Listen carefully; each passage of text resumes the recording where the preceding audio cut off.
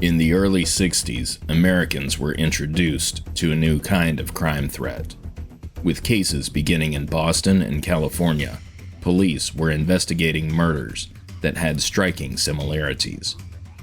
Newspapers and television stations would give nicknames to the killers and run them in the headlines, striking fear into the public about who would be next.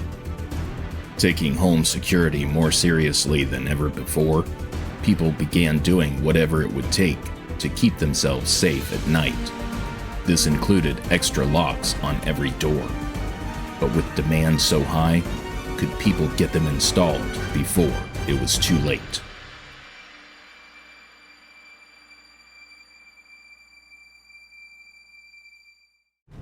I'm Jeff Moss. I'm Tim Coleman.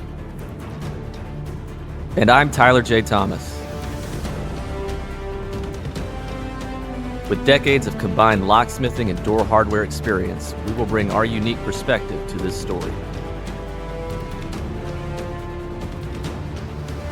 This is the Three Tumblers.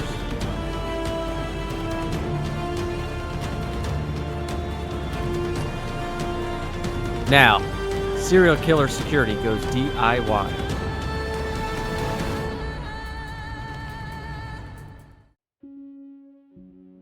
Nearly 70 years after Jack the Ripper and H.H. Holmes, women in Boston were being targeted by another killer. The murder of 55-year-old Anna Slessors shocked the small Back Bay neighborhood she lived in. She was found by her son, strangled to death by the belt from her bathrobe in the hallway. 2 weeks later, Mary Mullen was found murdered in an eerily similar fashion. The Boston Strangler was just getting started. Murder has existed since the earliest recorded instances of history. I mean, you look at the Bible with Cain and Abel, you look at other texts from the time, and murder has always been around. Now, with Jack the Ripper, we're seeing mass media involved in that for the first time. The public is aware of what's going on. It's not just some sort of back page blurb in the newspaper. It's front page headlines. And that's when we see the start of the media driving on these crimes. So in the 50s and 60s, when these killers are starting, we really have a fear because now we have, in addition to newspapers, television and radio news broadcasts. With newspaper headlines reporting the series of murders, women across the Boston area feared for their safety. Once overcrowded dog pounds were now empty. Glass bottles, chairs, and other items were placed in front of doors at night. Baseball bats and tear gas were kept in arm's reach of beds, and hardware stores completely ran out of door locks. Anna's son had managed to force open the metal door to her home by only ramming himself into it twice. Before the series of killings began, most homes didn't have secondary locks installed.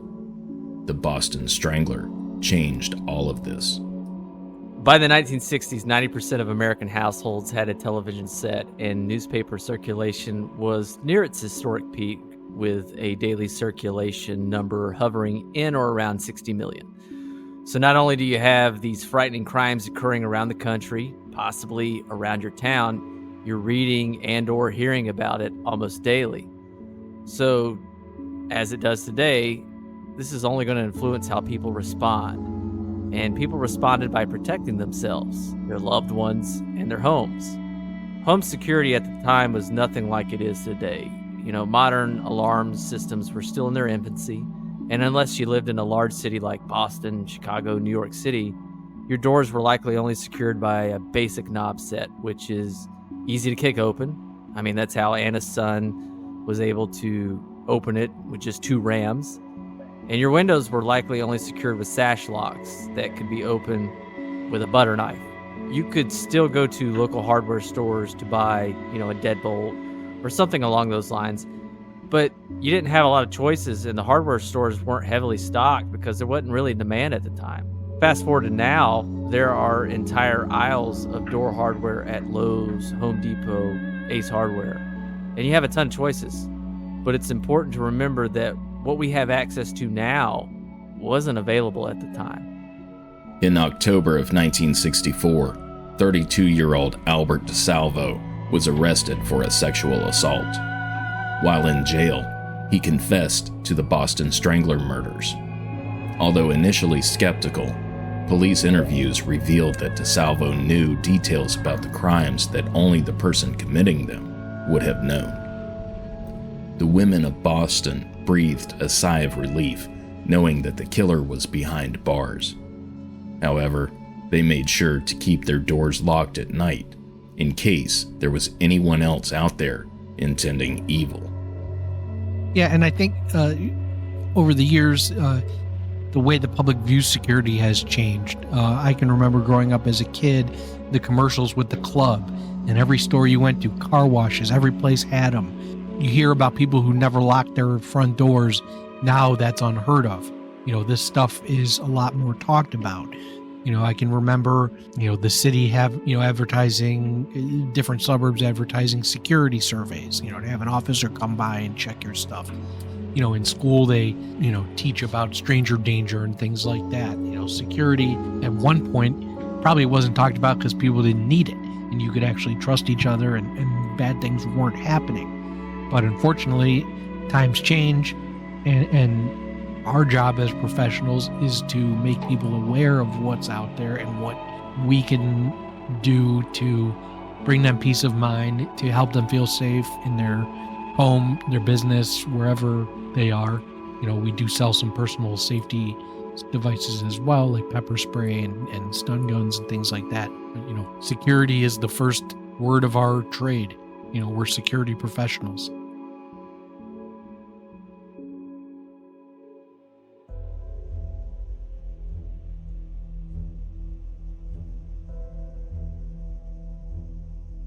A few years later, nearly 3,000 miles away, a warped psyche fueled by drugs led Charles Manson to create a cult of followers in Los Angeles.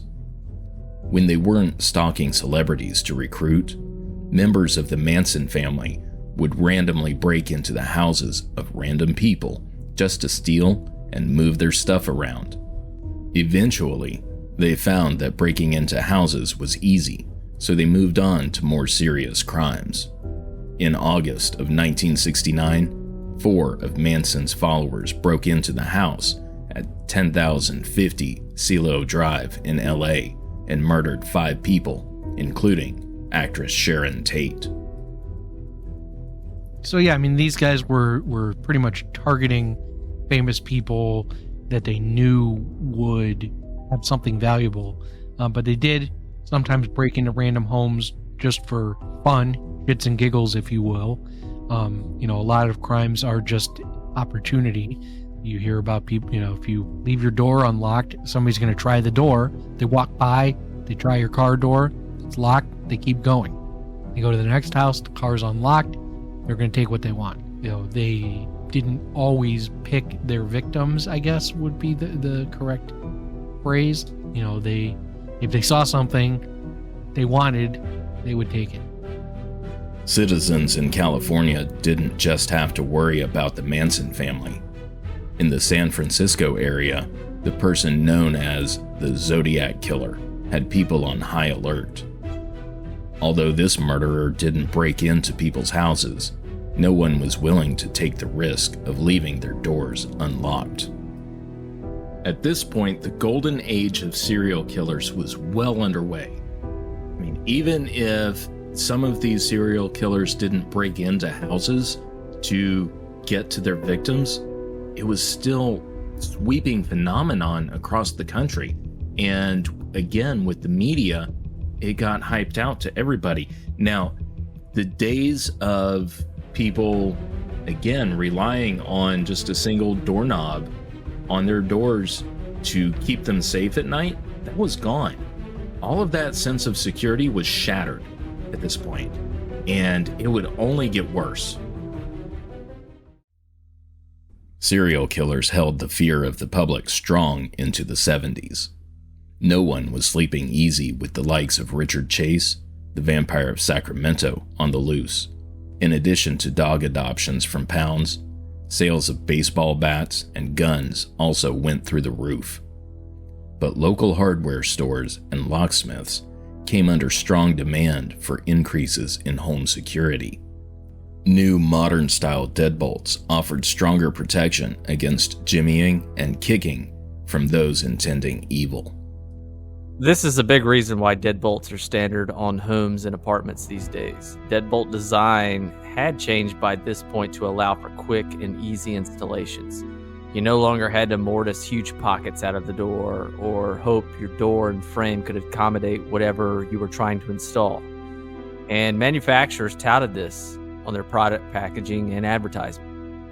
Their modern cylindrical deadbolts basically required 2 holes in the door, 1 in the frame, a little bit of chiseling, and as few as 6 screws. On top of that, when installed correctly, and when the strike is anchored to the stud behind the frame, you had solid protection against destructive entry attempts. They're not entry-proof, but they're destructive entry resistant.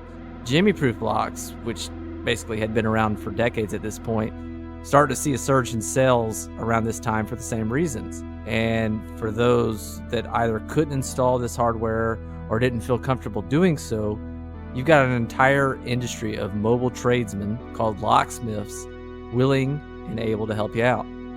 Decades before reliable battery-powered hand tools, drills were either corded electric or human-powered.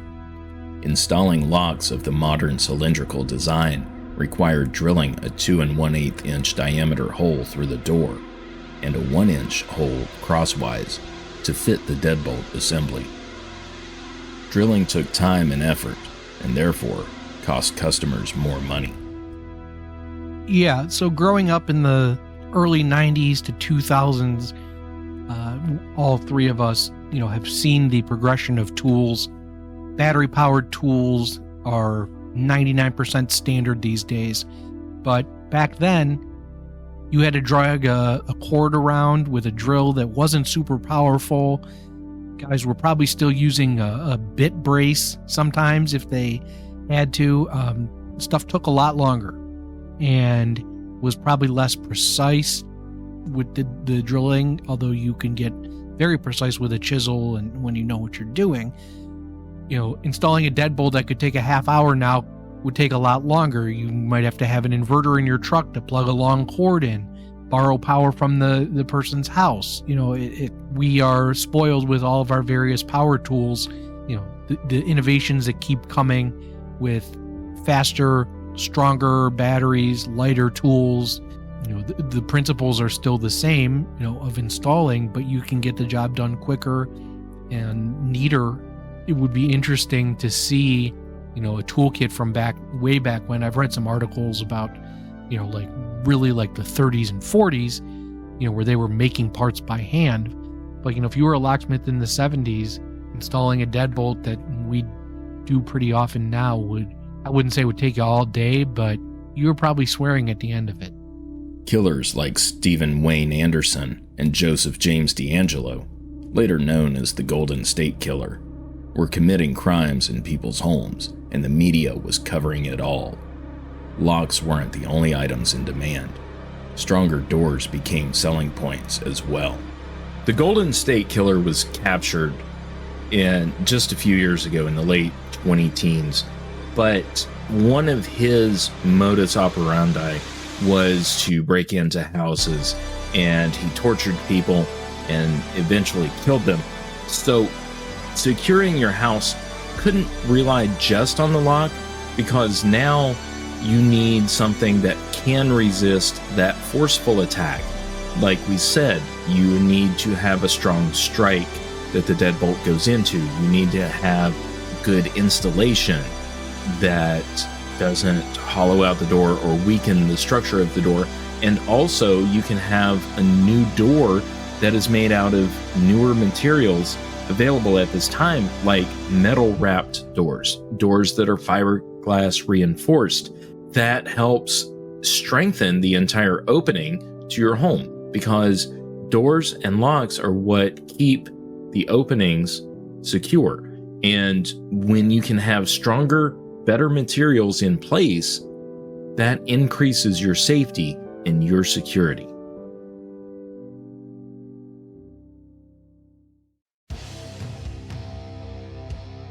In the mid-80s, Richard Ramirez was terrorizing and murdering women across Los Angeles by breaking into their houses at night. Sometimes ransacking and stealing property, other times stealing nothing but a person's life. Any type of lull in the public's complacency was quickly dispelled, and yet again, animal shelters were empty of dogs, stores ran out of baseball bats, and locksmiths were installing deadbolts on people's houses. We see this in a multitude of events and things in life. Something bad happens, people are hyper vigilant for a while, but then eventually they get complacent and they let their guard down. Not to get completely off tangent, but last week I was at active shooter training at the synagogue, and one of the scenarios was you walk into the room and you see a door propped open because it's hot. What do? Well, I would close the door, tell somebody, hey, that door was propped open, there's an HVAC issue. Because that door being propped open, while if it was at your house or something like that, it's probably kind of innocuous and not a big deal. But in a place like that where there's hundreds of people, that could be bad. So, people, some of the uproar and things is manufactured, and you see a big demand for certain things after crimes for a while, selling more of a certain product. When there's smash and grabs and things like that in retail stores, they're going to sell a lot of cases and cages for their shelves for a while, but then eventually that's going to be done and all their shaving cream and razors are going to be locked up. So you're probably not going to sell a bunch more of that in a year because all the stores have what they need. But if somebody starts stealing something else, then you're going to see an uptick in, okay, how do we secure this? How do we prevent this from happening? And sometimes, unfortunately, it's a people problem, not a lock problem. I like to use that line often. Giving somebody a master key is a cop-out if they don't need it, because of the simple invention of a key ring. You can carry 2 or 3 individual. In 1985, LA had one of the worst heat waves on record, with nighttime lows in the upper 70s and daytime highs over 102 degrees Fahrenheit. People had the awful choice of either staying cool at night or staying safe. Either way, life was miserable. So, homes in Southern California typically don't have the air conditioning systems that we think of here on the East Coast.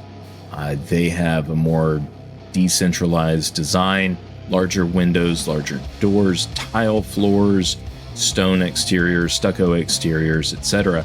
And they're designed to basically vent heat during the day, and the tile floors are designed to absorb heat at night. So that keeps the residents comfortable. But during this heat wave in 1985, the temperatures were just so extreme that you couldn't rely on that. You can't just go and retrofit your entire house with an HVAC system because of a heat wave in the mid-80s for a myriad of reasons. So these people are suffering at night thinking, okay, do I sweat myself to death or do I actually get killed? During the really hot summers, I've seen this as a police officer. When the temperatures go up in the summer, so does crime. It doesn't matter. And especially at nighttime during the summers, all kinds of violent crimes and serious crimes occur. I know there have been scientific studies on it, but just with your street smarts, you can tell summertime at night is a dangerous time. Although the West Coast had more than its fair share of serial killers that violated people's most precious locations, the phenomenon was spread across the country. James Anthony Frederick broke into several houses across Florida in the early 90s and brutally killed 3 victims. But the start of this decade brought about an interesting change with crime across the entire country. This sudden decline in crime and its continuous decline thereafter is probably one of the most fascinating phenomena in American history because we don't have a definitive reason. Experts and researchers have several theories, including things like, changes to policing strategies, an increase in the number of police, an increase in the number of incarcerations. But there are also unconventional theories, things like removing leaded additives from gasoline or legalizing abortion, Roe v. Wade. Whatever the reason or reasons, crime rates, especially violent crime rates, started dropping across the country. And except for a few slight increases now and then, the rates are still dropping today. For example, in the late 80s, early 90s, they had reported violent crime rates of around 725 per 100,000 persons. As of 2022, it was around 377 per 100,000. So, aberrations here and there, but on a whole, crime's basically been halved since the 1980s, late 1980s, early 1990s.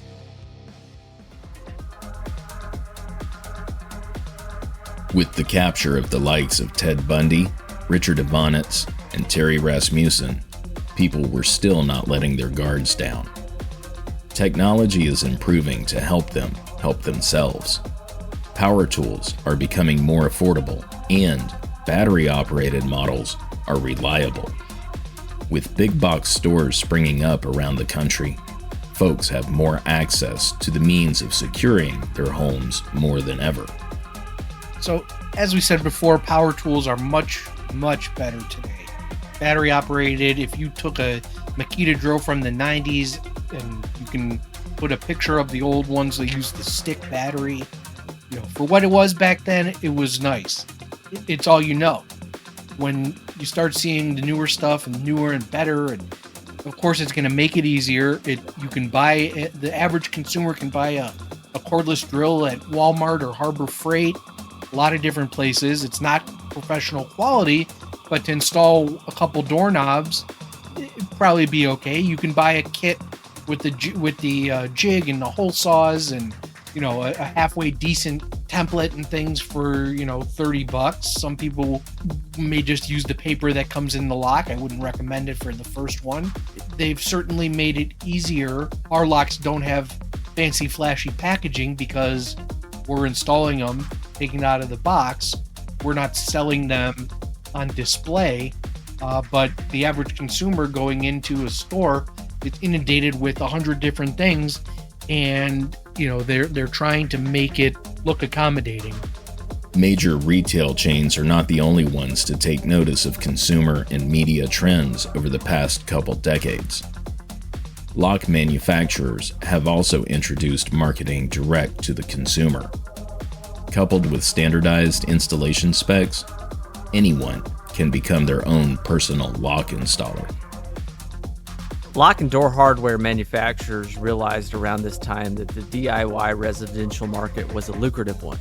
As I said earlier, that's why they have entire aisles at every hardware store dedicated to it. They start pushing to have their products in every store across the United States. A few even invest heavily into commercials and advertisements. Schlage had the Hard to Stop a Schlage campaign for many years. Master Lock was perhaps the most well-known to do it. Their commercial showing one of their padlocks surviving a .44 Magnum bullet ran for years, and they had annual commercials during the Super Bowl starting in 1974. It didn't stop there, though. It continues to this day, mostly via companies like Simply Safe and Ring, people selling, these DIY alarm systems. The standardized and simple installations, no matter if it's a lock or an alarm system, were equally pivotal to the advertisements. The best DIY projects and hardware are the ones that any person can purchase and install. All the manufacturers figured it out. Even though consumers now have the tools and hardware to improve basic security in their homes, it doesn't necessarily mean that they have the knowledge to do so. In 2019, there were an average 125 break-ins per hour in the U.S., leaving even the best do-it-yourselfers asking, is this enough to protect against the next serial killer in my neighborhood?